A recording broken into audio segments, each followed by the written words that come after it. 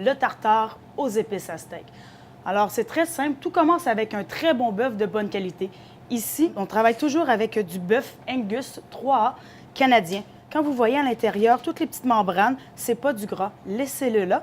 C'est le persillage. C'est ce qui va vraiment donner la tendreté et l'onctuosité à votre tartare. Le tartare, on doit le couper au couteau en petits cubes. Je vais juste vous montrer super rapidement comment on fait. On prend le bœuf. Très important de le mettre du côté de la viande comme ça ici. Et on va trancher tout simplement une tranche. On va ici juste montrer à l'intérieur comment c'est important le persillage. On sait qu'on a une viande de qualité à tartare quand on a ces petites membranes-là à l'intérieur de la viande. Donc, on fait une tranche comme ça, que par la suite, on va couper en lanières et on va venir en faire des cubes. Donc, on parle d'environ de 1 à 3 mm de cubes. Et puis, 70 grammes plus tard, on commence avec une base très simple. Échalote française ou oignon, l'oignon que vous voulez, sans aucune importance, tranché très, très, très finement avec des capres et des petits cornichons français. On va ajouter un petit peu de sel, un petit peu de poivre du moulin, toujours préférable, mais un poivre déjà moulu, ça fait exactement la même chose. Et puis, pour tous les sceptiques de mangeurs de viande crue qui n'osent pas, qui ne veulent pas, pour tuer votre scepticisme et rendre le tout vraiment très agréable, une goutte de jus de citron. Pour les plus téméraires que les enfants font dodo, on peut mettre aussi une touche de vodka. Ça va faire exactement la même chose. Ça va garder votre tartare frais. J'ajoute une petite touche d'huile d'olive, une petite touche de tabasco chipotle. C'est ce qui va donner vraiment une saveur particulière au tartare. On mélange comme ça, tout simplement, tous les ingrédients pour que le mélange devienne vraiment homogène. Après, vous avez la base d'un tartare. On fait un montage. Écrasez bien le tartare comme ça. Si vous enlevez l'emporte-pièce, il ne tombera pas, il va bien se tenir.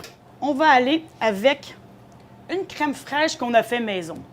Évidemment, sur le marché, vous pouvez prendre un yogourt sans gras, une crème sûre ou tout simplement une crème fouettée que vous allez fouetter vous-même à la maison et y ajouter l'ingrédient principal, les épices à steak. C'est qu'est-ce qui amène le côté grill dans une viande crue qui est le tartare. Le truc très simple, ne mettez pas beaucoup d'épices à steak dans votre mélange, soit de yogourt, de crème sûre, etc.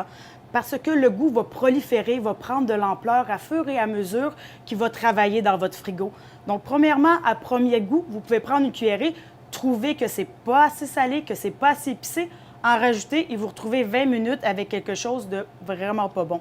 Donc, y aller à fur et à mesure que le goût se développe à l'intérieur. Autour du tartare et de sa garniture, on met un caramel de ponzu. Un ponzu, c'est comme une sauce soya qui peut être soit aromatisée à la lime ou au citron. Nous, on utilise celui au citron qu'on fait réduire avec du sucre tranquillement qui devient un caramel. La même chose qu'un balsamique réduit, en fait. Par la suite, une touche de verdure, une salade frisée rouge. C'est cette petite amertume-là qui va venir casser le petit goût sucré du caramel de ponzu. Et maintenant, c'est au tour des chips maison. Si vous ne voulez pas faire vos chips maison, vous pouvez toujours aller prendre des chips du commerce, soit nature ou à la nette, et puis ça va très bien faire le travail. Par la suite, nous prenons l'huile de curcuma. C'est très important quand on travaille avec des huiles aromatisées de ne pas en mettre beaucoup. Donc, 2-3 gouttes suffisent pour faire la recette. Alors, la touche finale, une poudre d'aneth fraîche et de citron séché. Et voilà.